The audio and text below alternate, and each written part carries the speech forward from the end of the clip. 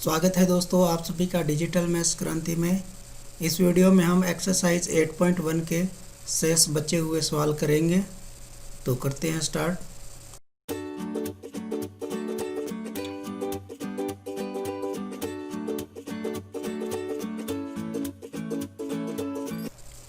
Question number 6 में हमें दिया है कि एक गुब्बारा जो सदैव गोलाकार रहता है का व्यास 3/2 ब्रैकेट 2x+1 है। इसके आयतन में परिवर्तन की दर x के सापेक्ष ज्ञात करनी है।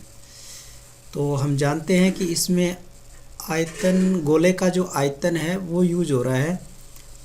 तो मैं यहाँ लिखूँ गोले का आयतन, है ना। ये चीज़ अपने मान लेंगे कि माना गोले का आयतन v है, तो हम लिख सकते हैं कि 4/3 पाई r क्यूब, जहाँ r क्या उसकी त्रिज्या है।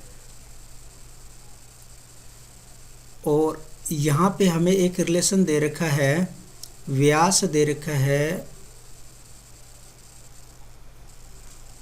व्यास दिया है इसने हमें 3/2 2x+1। अगर व्यास इतना है तो त्रिज्या व्यास की क्या होती है, आधी होती है ना। तो अगर मैं इससे त्रिज्या निकालूं तो त्रिज्या होती है व्यास बटा 2। इसका मतलब ये हो जाएगी 1/2 गुणा 3/2 2x+1। तो ये हो गई मेरी 3/4 2x+1। यहाँ से मुझे r का मान मिल गया 2x+1। समझ गए। अब हमें इसमें निकालना क्या है, आयतन में परिवर्तन की दर x के सापेक्ष निकालनी है। मुझे निकालना है dv में dv/dx मुझे फाइंड करना है। तो मेरे पास जो ये ऊपर आयतन का फॉर्मूला है, इस आयतन के फॉर्मूले में मुझे r की जगह x को लेके आना है, तभी मैं इसका x के सापेक्ष अवकलन करूँगा। तो मैं यहाँ क्या करता हूँ, r की जगह r की जो वैल्यू है x के रूप में 3/4 2x+1 वो यहाँ पे पुट कर दूँगा। तो v बराबर आ जाएगा 4/3 पाई, अब r की क्यूब की जगह गया 3/4 2x+1 और इस पूरे की होल क्यूब। ये मैंने यहाँ r का मान रख दिया है। अब इसको अपने और नीचे ले जाकर मैं थोड़ा सिंप्लीफाई करूँ तो v 4/3 पाई 3 की पावर 3 हो जाएगी, यानी कि 27।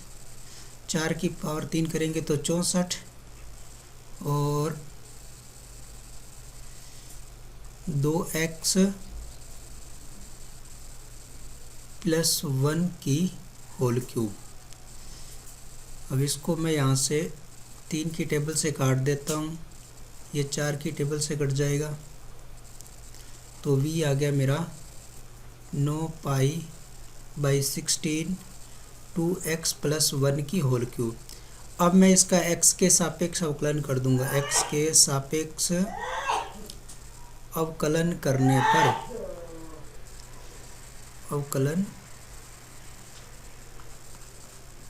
पर तो अवकलन करेंगे तो ये आ जाएगा dv/dx 9π/16, ये तो कांस्टेंट है, और 2x इस पूरे की होल क्यूब के हिसाब से 3 पावर आगे आ जाएगा और 2x+1 की पावर 2 रह जाएगी, और फिर 2x का फिर से अवकलन होगा तो वो हमें मिल जाएगा 2। ये हमारे पास आ गया। अब इसमें से और क्या क्या रिमूव हो सकता है, 2 की टेबल से, ये 2 की टेबल से आपका 16 8 पे कट जाएगा और 3 का इससे 9 से मल्टीप्लाई हो जाएगा। इसको मैं इधर लिख देता हूँ।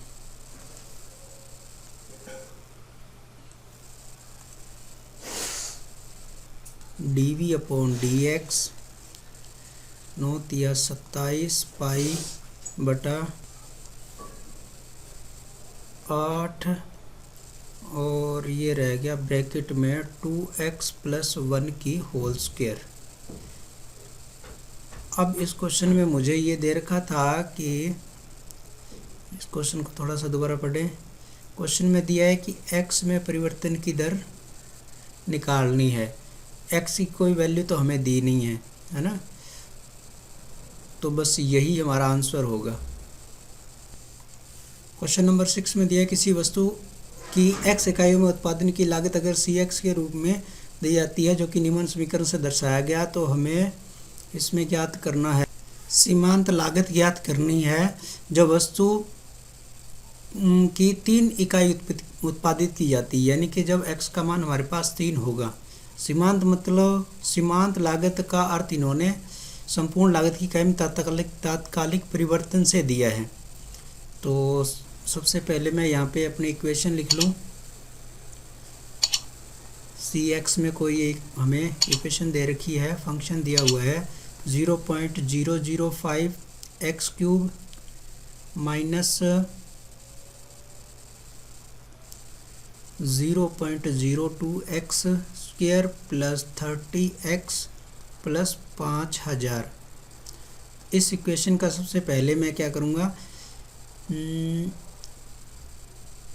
तात्कालिक परिवर्तन निकालना है ना, तो इसका हम अवकलन करेंगे। तो इसका जब मैं अवकलन करूँगा x के सापेक्ष है ना, तो ये हो जाएगा अपना c डैश x और ये हो जाएगा 0.005 और 3 आगे आ जाएगा मल्टीप्लाई में x square minus 0.02 multiply 2x और प्लस का 30 और बाद वाला तो आपका 0 हो ही जाएगा। ठीक है, अब इसके अंदर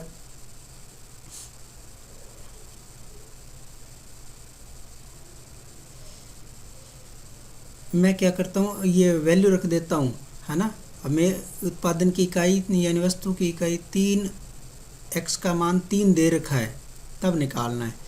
तो c डैश x को आप अवकलन को ऐसे भी लिख सकते हो, ज़रूरी नहीं कि आप dc अपॉन dx ही लिखो। ठीक है, तो आप चाहो तो इसको वैसे भी लिख सकते हो, कोई वो नहीं है, dc अपॉन dx ऐसे भी लिख सकते हो।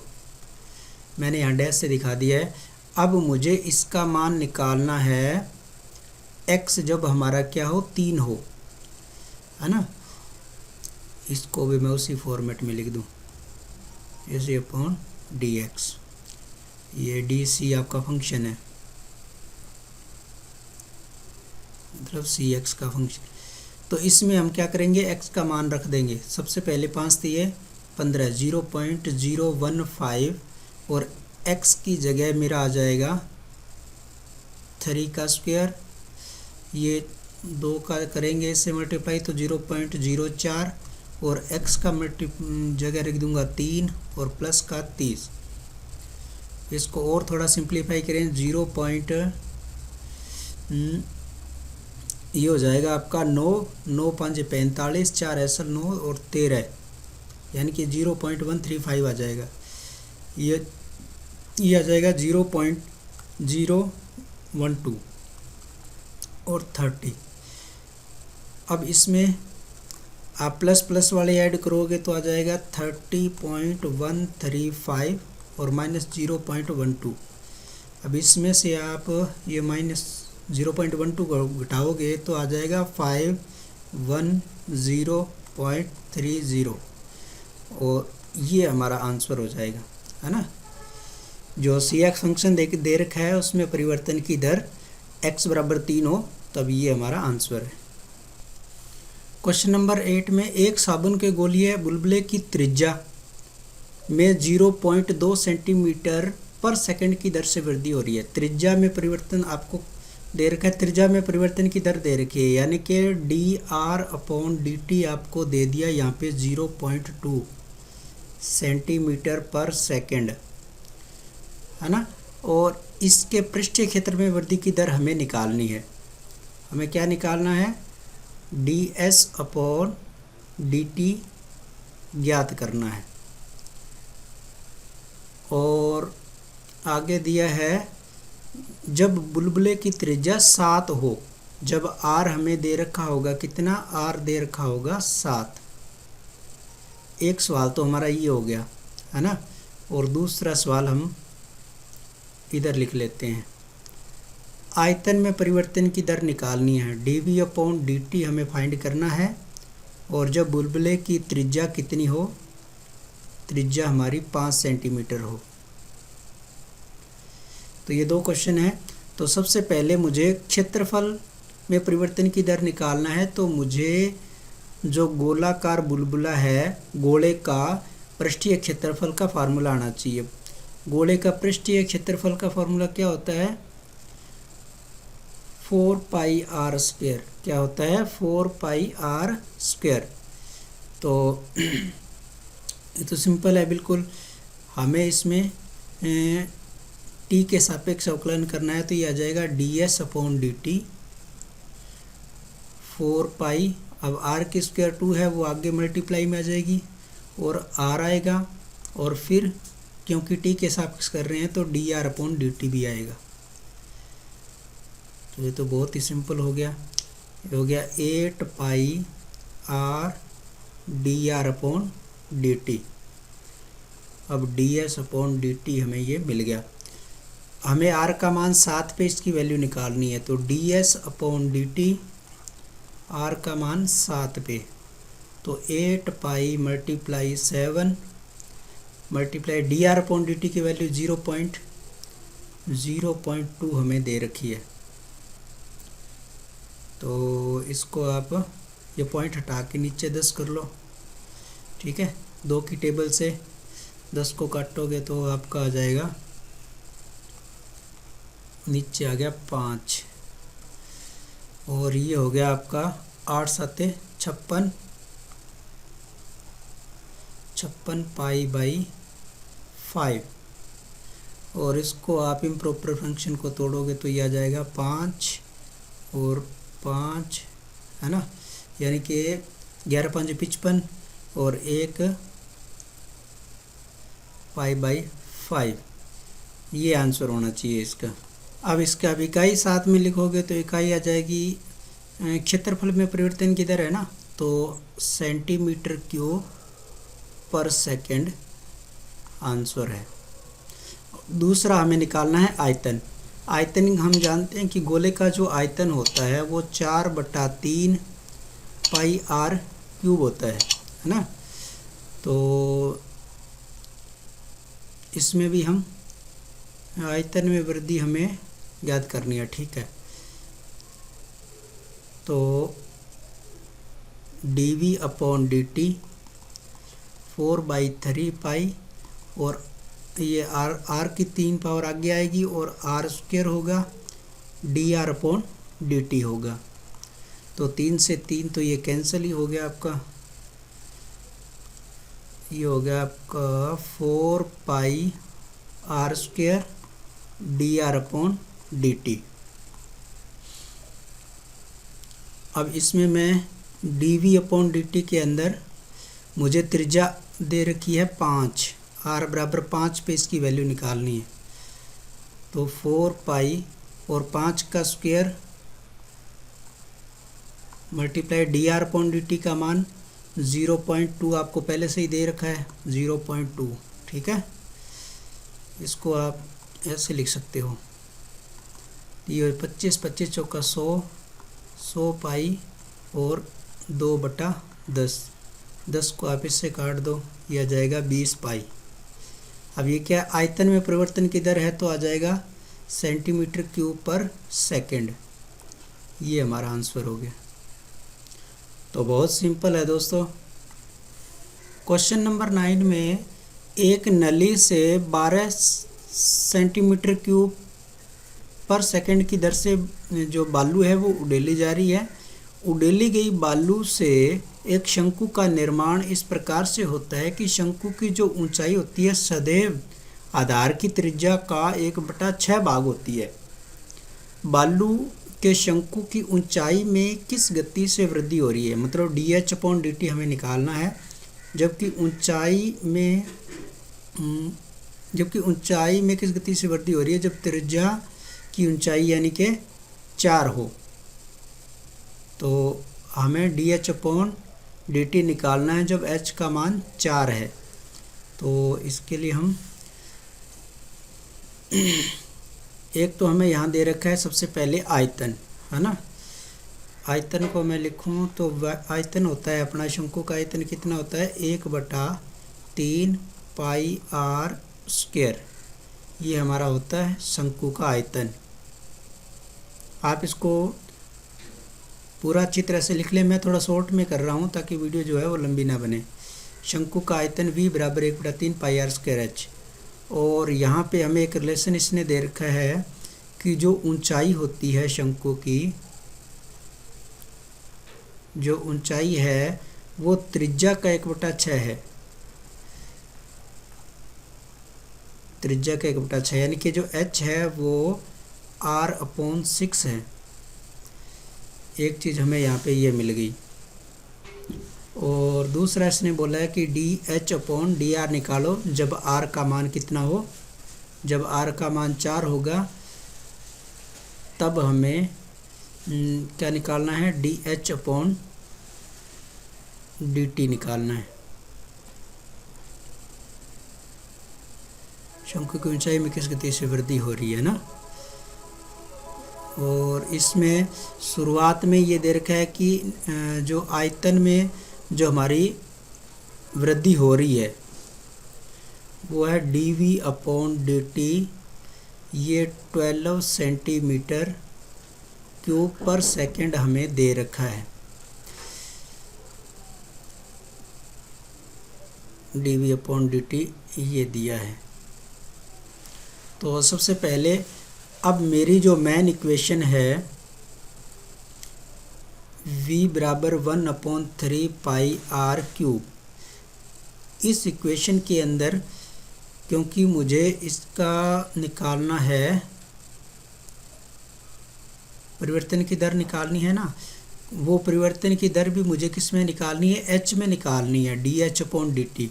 तो क्यों ना मैं इस v का जो मेरे पास ये इक्वेशन है, इस इक्वेशन में r की जगह मैं h रख लूँ। तो यहाँ से मैं ऊपर से r का मान निकालूँ तो ये मिल जाएगा मुझे 6h। और इस 6h का मान मैं इस इक्वेशन नंबर 1 में रखूँगा। तो यहाँ आप लिख सकते हो, ये आपकी पहली इक्वेशन ही है, पहले वाली, है ना। समीकरण 1 में r का मान रखने पर, r का मान रखोगे तो ये मिल जाएगा v बराबर 1/3 पाई, r की जगह हो जाएगा 6h। फॉर्मूला मुझे गलत लग रहा है, पाई r स्क्वायर। शंकु का आयतन होता है 1/3 पाई r स्क्वायर h होता है, स्क्वायर h। यहाँ भी आएगा स्क्वायर h, ठीक है, स्क्वायर h ये आ गया। अब इसका मैं करूँगा, इसको खोल लूँगा तो 1/3 पाई ये हो जाएगा 36 और h स्क्वायर और h ये तो हो जाएगा h की पावर 3 मल्टीप्लाई होकर। और ये 3 को भी अगर मैं इससे कैंसिल कर दूं तो ये हो जाएगा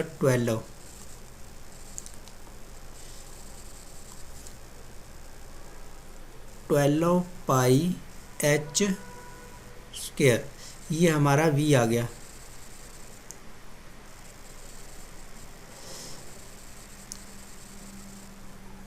ये हमारा v के अंदर जो इक्वेशन है वो h में कन्वर्ट होगी, यानी कि v और h में रिलेशन आ गया। अब मुझे इसका t के सापेक्ष अवकलन करना है। t के सापेक्ष अवकलन करने पर तो v का t के सापेक्ष करेंगे तो आएगा dv/dt। 12 पाई और h की 3 का आ जाएगा 3h² मल्टीप्लाई dH/dt। तो इसमें dV/dt का मान हमें दे रखा है, कितना दिया है 12, और ये 12 पाई 3h का मान हमें दे रखा है कि h का मान ये शुरू में यहाँ h का मान नहीं दिया क्या, एक मिनट, हाँ h का मान हमें शुरू में दे रखा है, इसको मैं एक मिनट देखूँ, जबकि ऊंचाई क्या है 4 है, ये हमने शुरू में R4 गलत लिख दिया, ये h है, h बराबर 4 इकाई है ना। तो यहाँ पे अब हम h का मान रख देंगे, h का मान 4 का स्क्वायर और ये dH/dt तो हमें निकालना ही है। अब इन सारों को मैं इधर ले आऊँ तो ये 12/4 का वर्ग 16, 16 थी 48, नीचे आ जाएगा आपका 48, एक तो ये 12 आएगा, पाई आएगा और 48 आएगा dH/dt।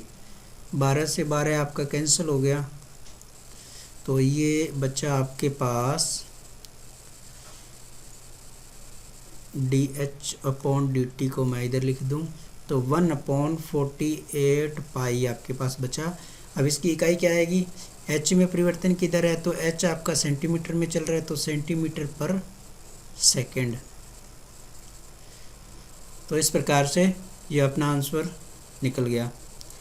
उसके बाद दोस्तों जो नेक्स्ट क्वेश्चन है, क्वेश्चन नंबर 10, मैं इसको ऊपर कर दूँ थोड़ा। क्वेश्चन नंबर 10 जो है, किसी उत्पाद की x इकाइयों में के विक्रय से प्राप्त कुल आय Rx के रूप समीकरण के रूप में दी गई है, तो हमें सीमांत आय ज्ञात करनी है जब x बराबर 15 हो। तो ये क्वेश्चन बिल्कुल जो हमने पहले वाला क्वेश्चन किया था, ठीक है, आप उसको देख सकते हो। यहाँ पे हमने एक CX वाला क्वेश्चन किया था, क्वेश्चन नंबर 7 था, हाँ 7 ही था, उसके बेस पे ही है बिल्कुल ये। तो आप इसको खुद से करके देखना। और हाँ दोस्तों, अगर आपको ये वीडियो पसंद आ रही है तो प्लीज़ आप इस वीडियो को लाइक करें, शेयर करें, और अभी तक आपने अगर चैनल को सब्सक्राइब नहीं किया है तो प्लीज़ आप चैनल को सब्सक्राइब भी करें और पास में आने वाले बेल आइकन को ज़रूर दबाएं। थैंक यू दोस्तों।